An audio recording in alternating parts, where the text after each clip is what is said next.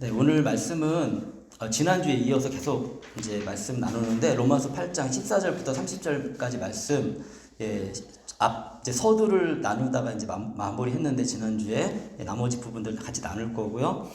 말씀의 제목은 계속해서 양자의 영, 영광의 영, 성령입니다. 네. 그래서 우리가 생명의 성령에 대해서 우리가 이제 배웠었고, 성령님을 이렇게 나눌 수 있겠습니까? 우리에게 생명을 주시는 생명의 성령이시고, 그죠?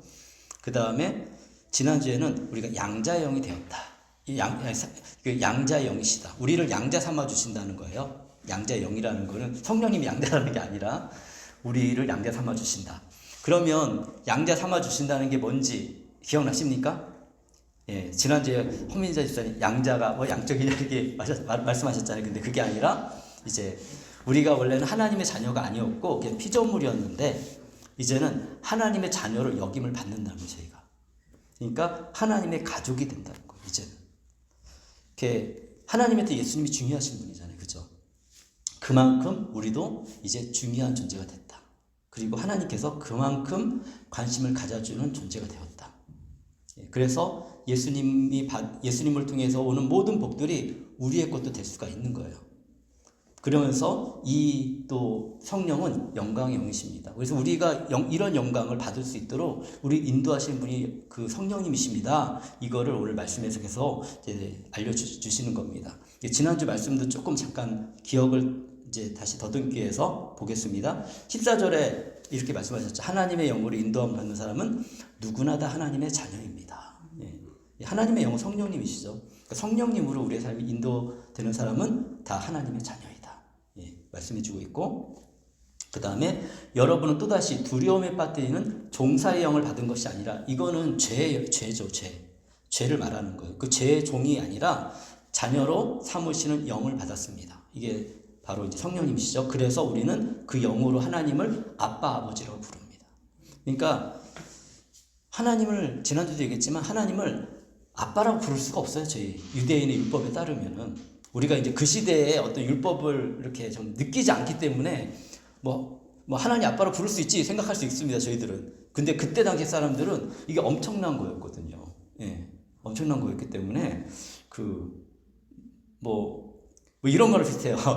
우스갯소리로 여러분 앞으로 한국의 대통령을 만나면 아빠라고 부르세요. 이렇게 얘기하면 웃기잖아요. 우리는 웃긴 일이지만, 그리고 이게 무슨 그 사람이 무슨 대통령이 이렇게 할 수 있고, 그때 당시에는 이렇게 하나님 왕이고 막 그러니까 웃긴 일은 아니고, 어떻게 하나님께 그렇게 얘기할 수 있어? 예의 없이 이런 거거든요.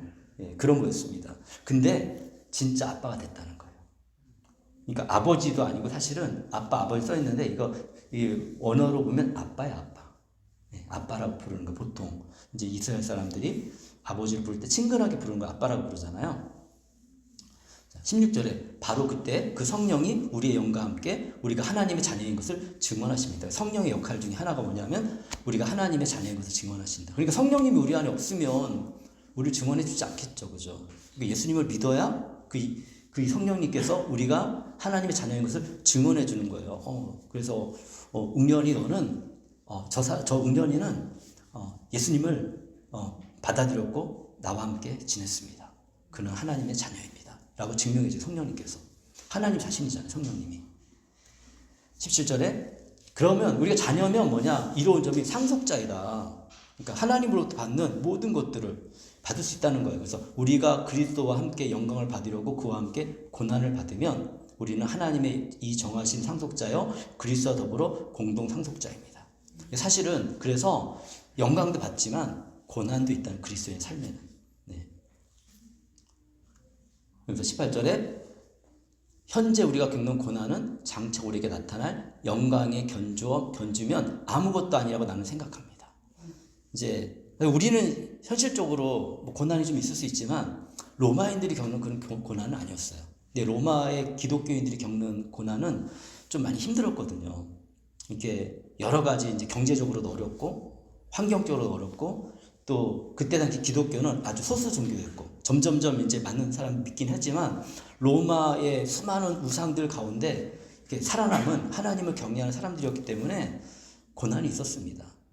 이렇게 좀 이상하게 생각하기도 했고 오해도 많이 겪고, 그래서 현재 그런데 그런 고난 가운데 있는 성도들에게 얘기하는 거예요. 여러분, 이런 말씀이 우리에게 또 유익도 됩니다. 왜냐하면 우리 삶을 살다 보면 고난이 있잖아요. 그죠?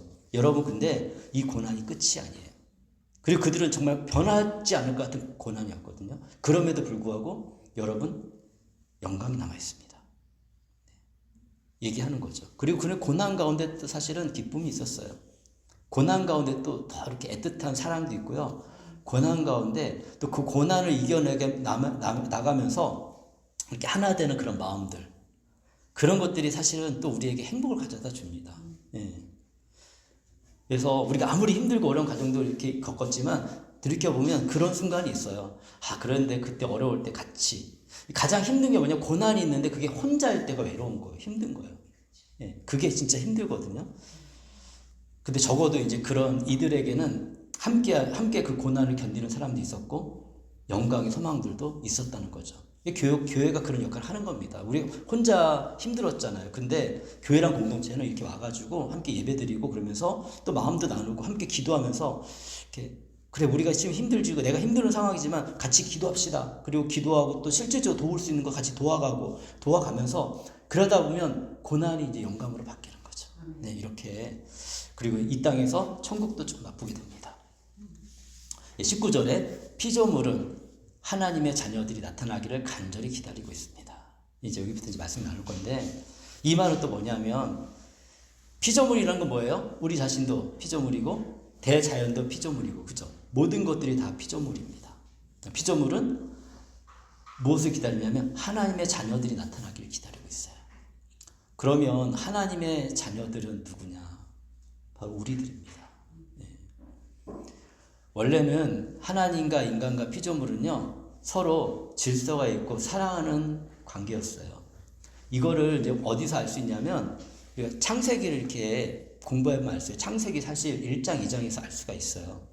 왜냐하면 하나님이 이 세상을 창조하셨을 때 뭐라고 말씀하셨죠? 나쁘다 이렇게 얘기했어요? 아니죠. 좋다라고 얘기했어요. 그리고 이 하나님이 창조한 세상 속에 가장 중요한 존재가 있었는데 그게 누구냐면 인간이었어요. 인간. 아담이 이제 그 사람이란 뜻이에요. 원래 아담이란 단어가 사람이란 뜻이거든요. 그래서 아담과 하와가 모든 자의 또 어머니이고 또 내 뼈에서 나왔다 해서 하와를 하겠다 이렇게 얘기했거든요. 이렇게 내 뼈 중에 뼈, 살 중에 살이다.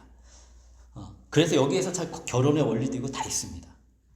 뭐냐면 일단 이게 중요하기 때문에 설명을 잠깐 해드리면 하나님과 인간 이 둘 사이는 서로 사랑하는 관계예요. 하나님은 우리를 위해서 모든 걸 만들어 주셨잖아요. 그래서 우리는 하나님을 생각하고 하나님을 사랑하고 그걸 또 하나님을 더 사랑하고 기억할 수 있는 것을 만들어 주셨어요.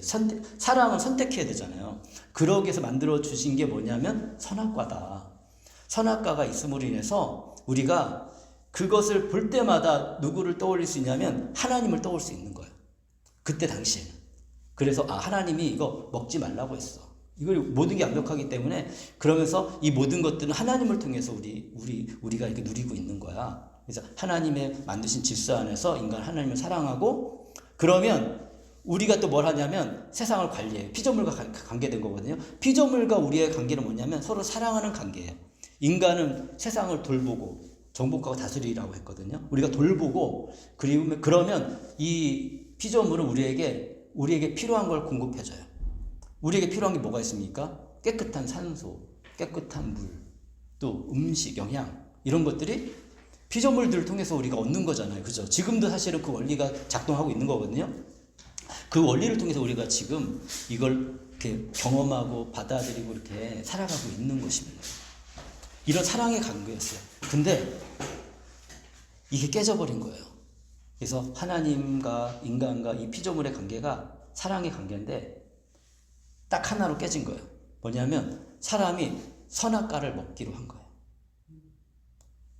그러니까 뭐냐면 쉽게 표현하면 하나님의 말씀을 안 듣기로 결정한 거죠. 그리고 누구 말을 듣기로 결정한 거예요? 사탄의 말을 듣기로 결정한 거예요.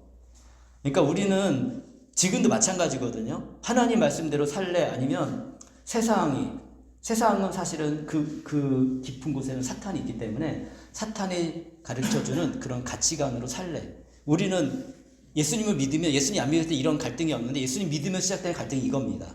하나님 말씀을 따를래? 아니면 다른 것을 따를래?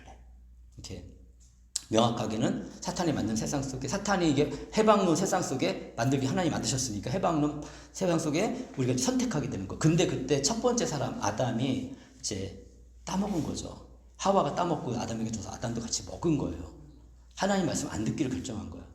그러면서 제가 우리 안에 들어오면서 무슨 일이 발생했습니까? 제가 늘 얘기하지만 이거는 잘 알아야 되기 때문에 이렇게 강조해서 얘기하거든요. 이거 잘 모르세요. 생각도 안 하고 그냥 그런 일이 있었어 생각하는데 그 원리를 따져보면 인간이 그럴 수밖에 없다는 걸 알게 돼요. 지금도 그렇게 살고 있으니까.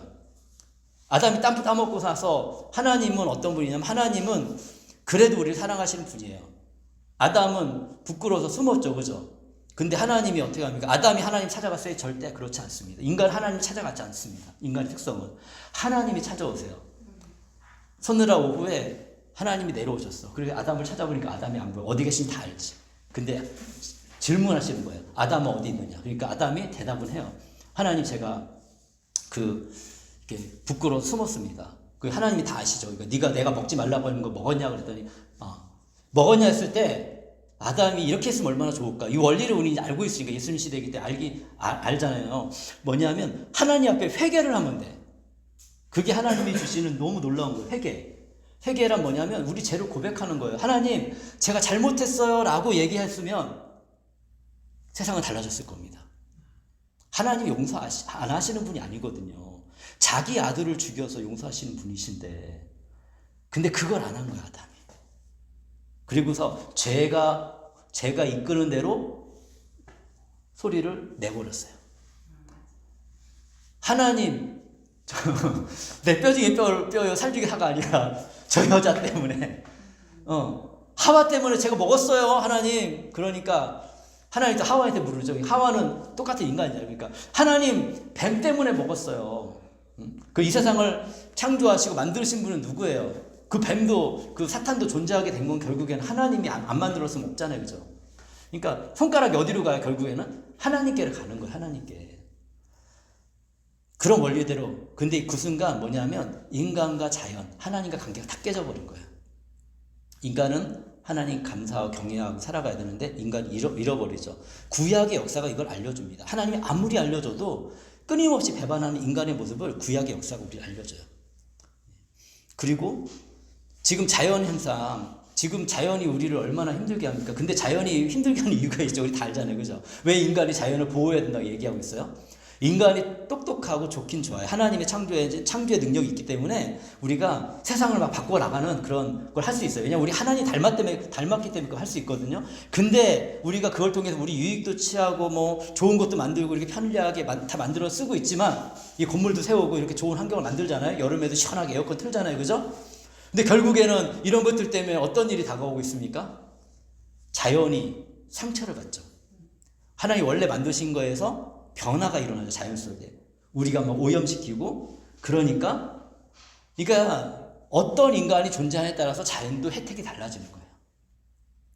이렇게 강아지나 뭐 이런 걸 좋아하시는지 모르겠는데 강아지나 고양이도 어떤 주인을 만나냐에 따라서 인생이 달라져요. 걔네들의 인생이.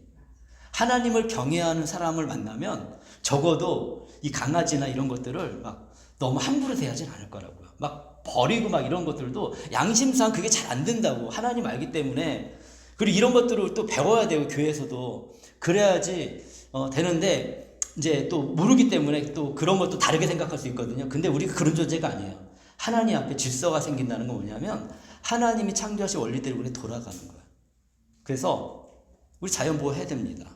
분리수거도 잘 해야 되고요. 그리고 이 가능한 우리가 어쩔 수 없이 세상을 뭐 살아가는데 막 다 어쩔 수는 없겠지만 그럼에도 불구하고 자연 친화적인 삶을 살아가면 우리가 건강도 유지할 수 있어요. 그죠?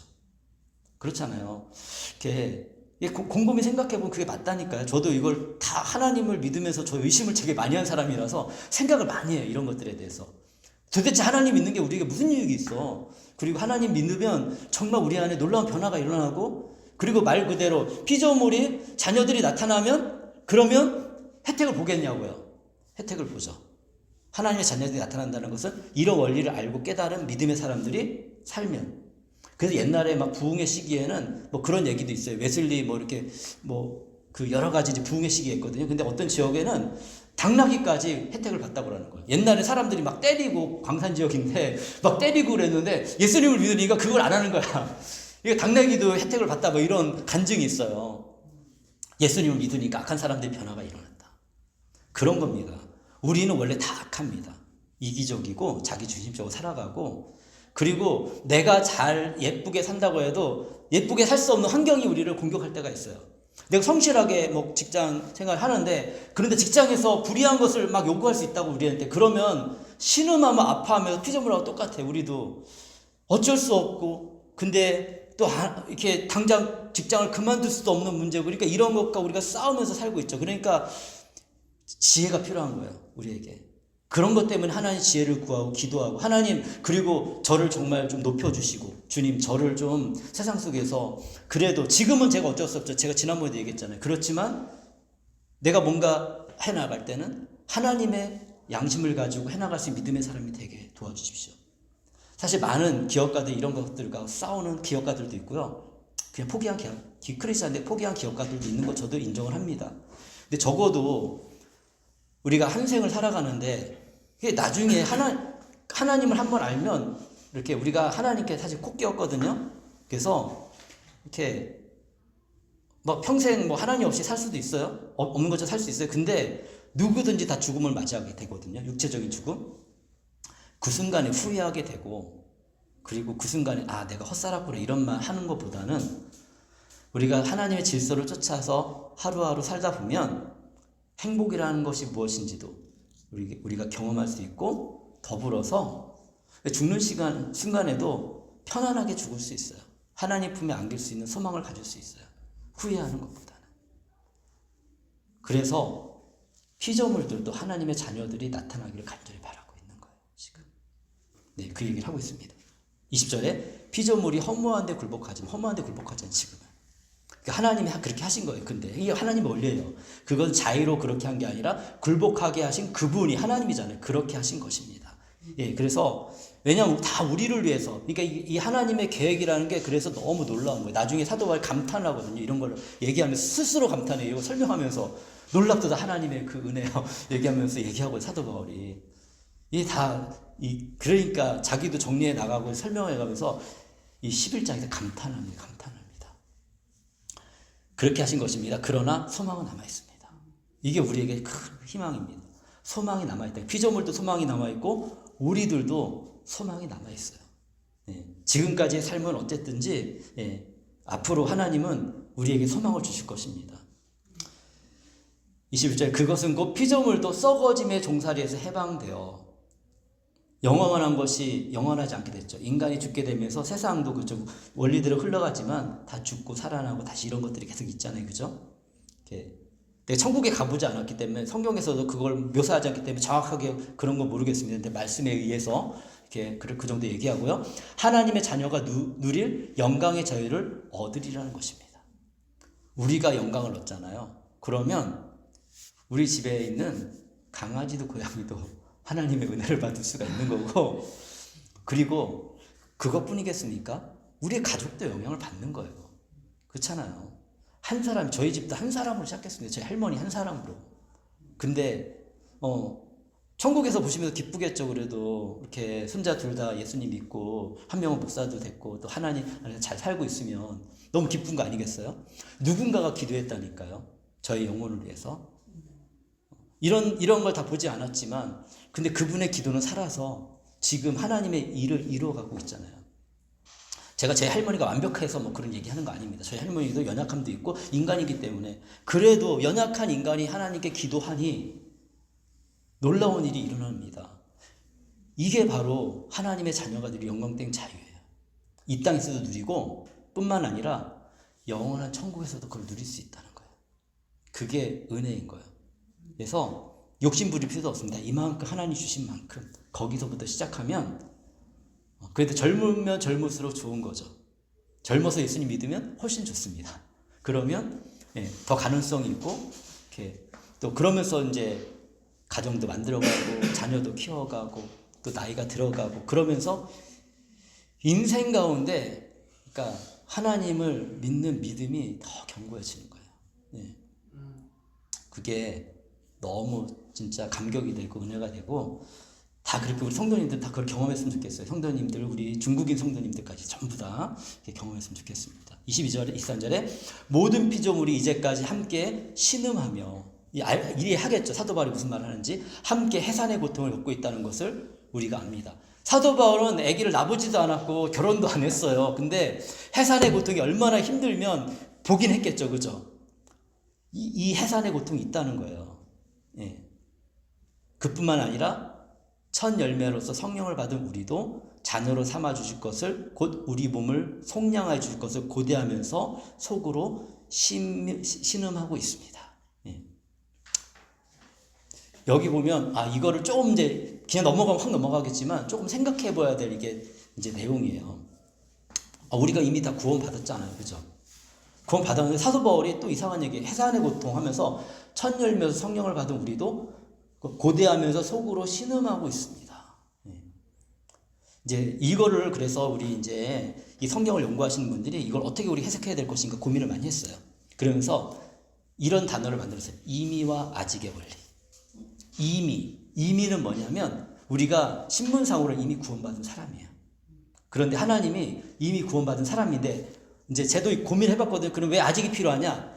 여전히 우리가 다 예수님 믿고서 100%확 바뀌면 좋겠지만 사실은 그렇지 않거든요. 우리 마음속에 법적으로는 우리의 영혼이 다 구원받은 존재로 이제 성령님 함께 하신 존재로 되었는데 동시에 뭐냐면 우리는 아직 육체에 갇혀서 살고 있어요. 육체에 갇혀서 살다 보니까 육체 안에 이거는 육체뿐만 아니고 우리 정신도 다 포함합니다. 우리 정신 안에 있는 죄로 인한 습관들 그리고 하나님이 주신 가치가 아닌 다른 가치관들이 우리를 사실 많이 채우고 있어요. 처음 예수님 믿을 때는 법적으로는 100%지만 사실 육체적으로는 거의 한 90%는 거의 그냥 그런 모습이 그대로. 그러니까 내가 변화되지 않은 것 같아 그때는.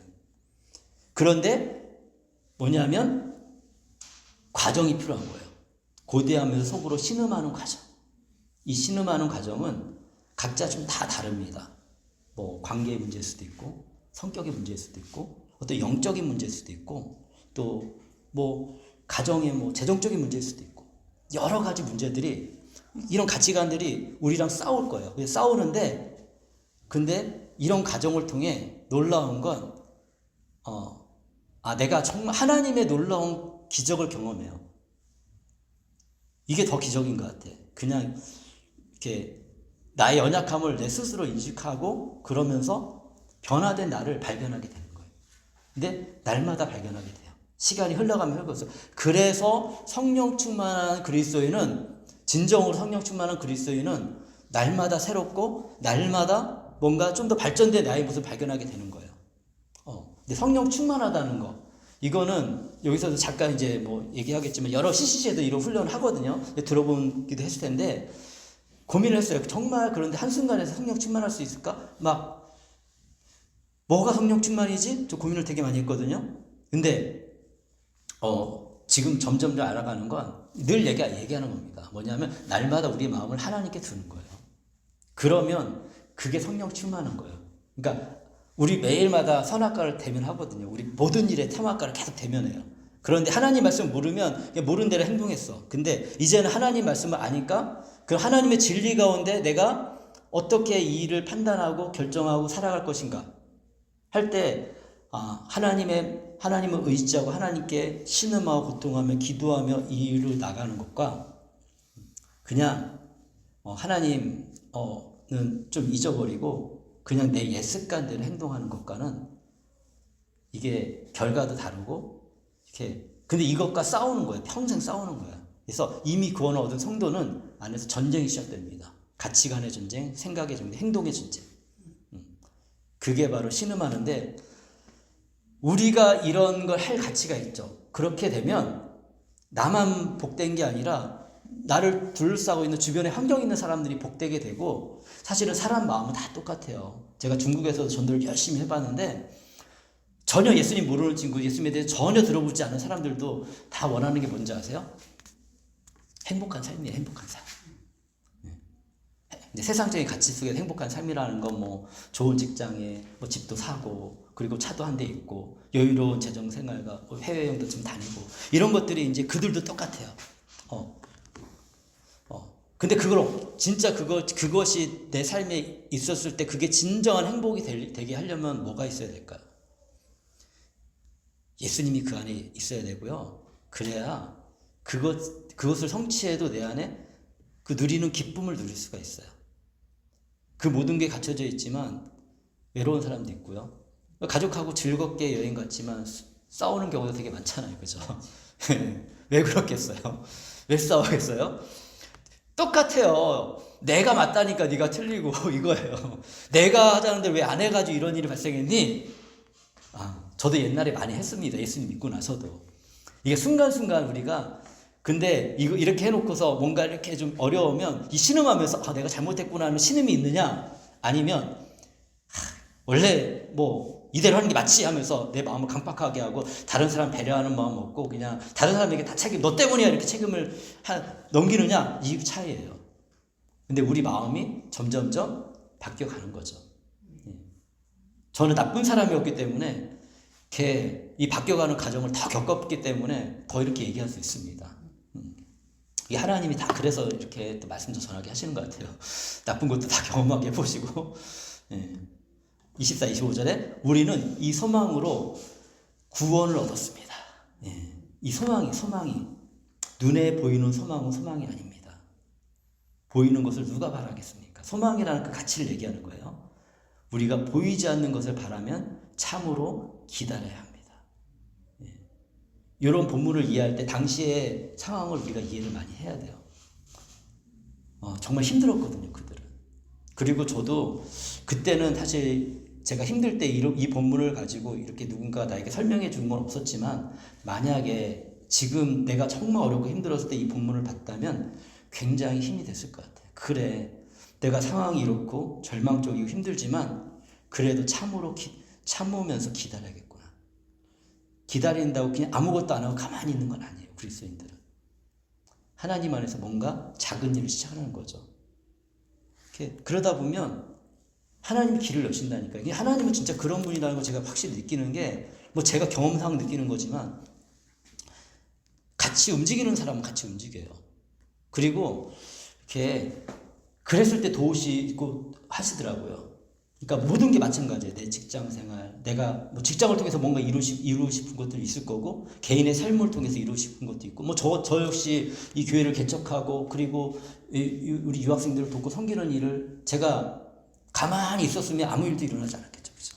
근데 도전하는 거예요. 조금 불안하기도 하고 쉽지 않겠지만 도전하는 거예요. 그러니까 오늘 요만큼 왔잖아요, 지금. 그러면서 저는 하나님이 정말 이만큼 인도하셨구나. 이렇게 처음부터 함께 했던 분들은 다 기억을 합니다. 이렇게 정말 우리 몇 년 동안 이렇게 여전히 부족하지만 그래도 하나님이 조금씩 만들어 가시는 게 보이지 않습니까? 이러면서 이게 재미가 있는 거. 하나님이 우리 이렇게 만들어 가시는 거. 저 입장에서 그렇고 또 개인의 삶 속에서도 우리 가정을 이렇게 만들어 가시는구나. 하나님이 이렇게 인도하시네. 뭐 우리 집사님하고 금요일마다 기도하면서 저 그런 생각이 들거든요. 하나님 우리 교회를 만들어 가시네. 새로운 또 비전이 생겼습니다. 그래서 금요일날 기도를 우리 수요일로 좀 옮겨서 수요일날 기도하고 금요일날은 이렇게 좀 편안한 모임을 또 하나 만들었으면 좋겠다. 근데 막 일을 위한 모임이 아니라 이렇게 우리 목장 모임이라는 게 있거든요. 그게 뭐냐면 이제 집에서 편안하게 아주 진수성찬은 아니지만 이렇게 그냥 간단하게 먹을 수 있는 거 같이 나눠 먹고 그리고 또 한 주일 동안 지난 얘기도 같이 하고 우리 너무 바쁘니까 주일날도 바쁘잖아요. 그래서 얘기도 하고 이런 시간들을 일단은 이렇게 우리 중국 친구들하고도 이제 한번 가져보고 우리 또 한국의 성도님들도 함께 할 수 있으면 또 함께 하면 좋겠다. 이런 생각을 가지고 있고요. 편안하게 얘기하는 시간이에요. 얘기하고 삶을 나누고 또 서로에서 기도해주고 초대교회 때 그렇게 편안하게 모여서 함께 시간을 가졌던 것처럼 안식이 시작되는 그 저녁날 그렇게 하면 좋겠다. 가정교회 좀 그런 모임이 있거든요.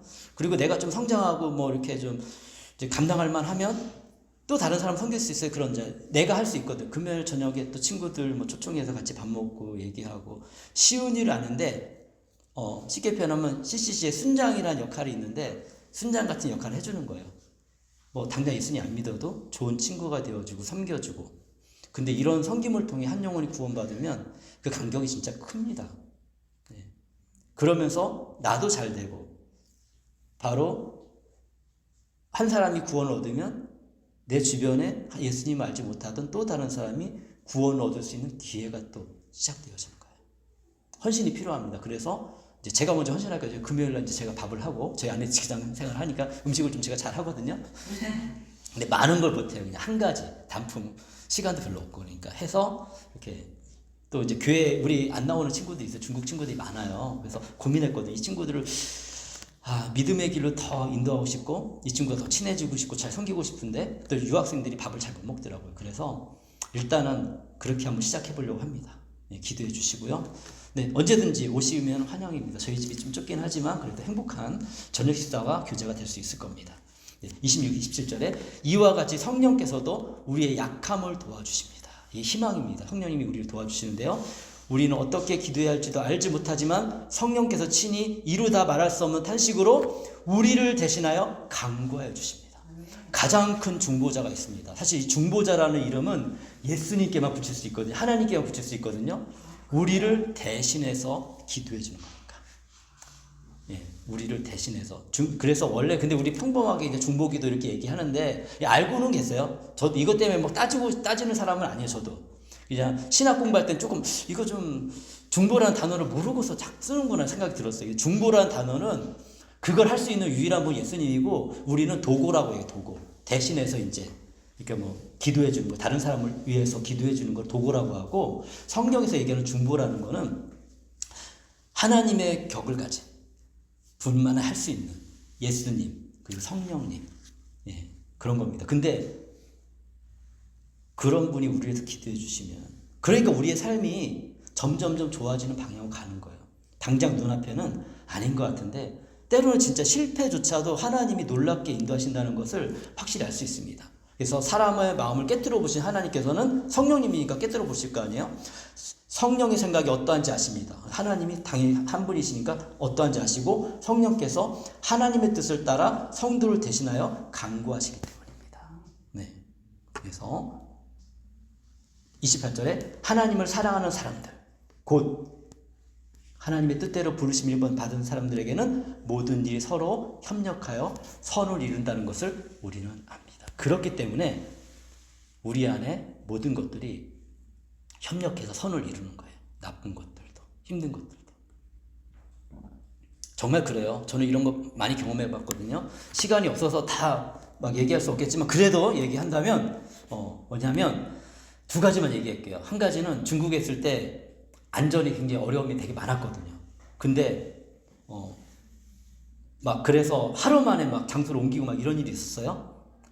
근데 놀라운 건 있잖아요. 그게 우리한테 안 좋은 일이잖아요. 사탄은 그렇게 우리를 힘들게 했다고요. 근데 그것 때문에 무슨 일이 일어난지 아세요? 제자들이 믿음이 더 튼튼해졌어요.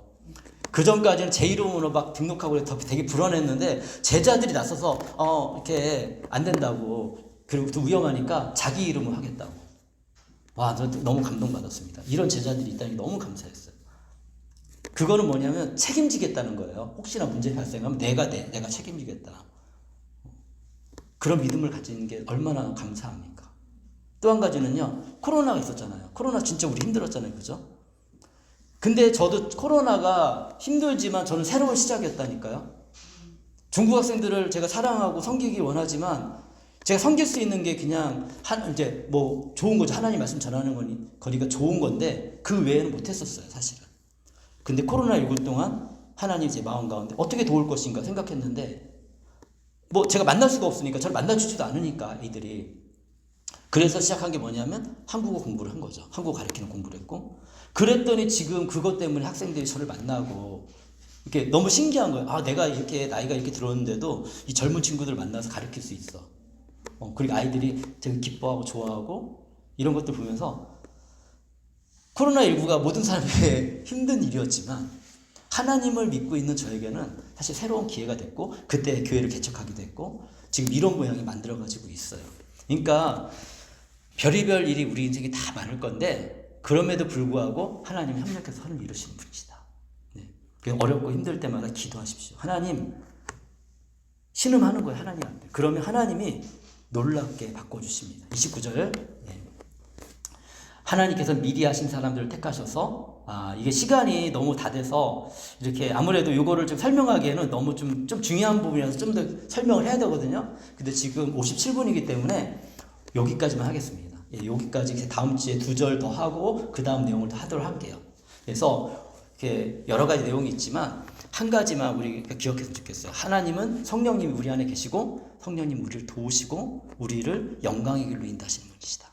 그러므로 나는 그 주님을 또 한 주 동안 기억하면서 모든 내 삶 속에 일어난 일들 중에 이렇게 잘 안 되실 수 있습니다. 근데 하나라도 신음해 보십시오. 내 문제를 가지고 뭐 문제가 없다면 또 내가 하고 있는 일이 잘 될 수 있도록 기도해 보십시오. 그러면 하나님께서 인도하시는 것을 그렇게 할 때 경험할 수가 있어요. 그렇게 안 하면 하나님이 그냥 기다리신다니까, 그렇게 할 때까지. 그러니까 그런 삶이 될 수 있도록 생각하면서 우리 짧게 잠깐 기도하고 마무리하도록 하겠습니다. 같이 이제 기도하시겠어요? 제가 음악을 틀어줄 때 같이 또 주님께 기도하시기 바랍니다. 기도하겠습니다. 하나님 감사합니다. 주님을 찬양합니다. 우리 가운데 함께 하시고 성령님으로 이끌어 오시니 주님 감사합니다. 제가 기도하겠습니다. 신실하신 하나님 감사합니다. 오늘도 계속해서 영광의 영 성령님에 대해서 우리가 배웠습니다. 성령님은 정말 우리와 함께 하시고 우리를 돌봐주시고 우리를 이끌어 주신 분이십니다. 하나님, 날마다의 삶 가운데 성령님을 의지해서 주의 말씀 가운데 우리가 살아가고자 신음하려고 합니다. 주님, 새롭게 시작하는 한 주도 그런 한 주가 될 수 있도록 도와주시고 우리의 모든 결정과 때로는 우리의 실패까지도 합력하여 선을 이루어 주시옵소서. 주님 감사합니다. 찬양합니다. 주님께 모든 영광 올려드립니다. 예수 그리스도의 이름으로 기도합니다. 아멘.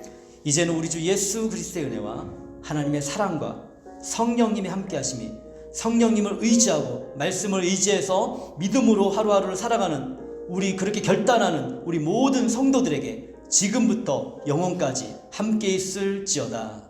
아멘.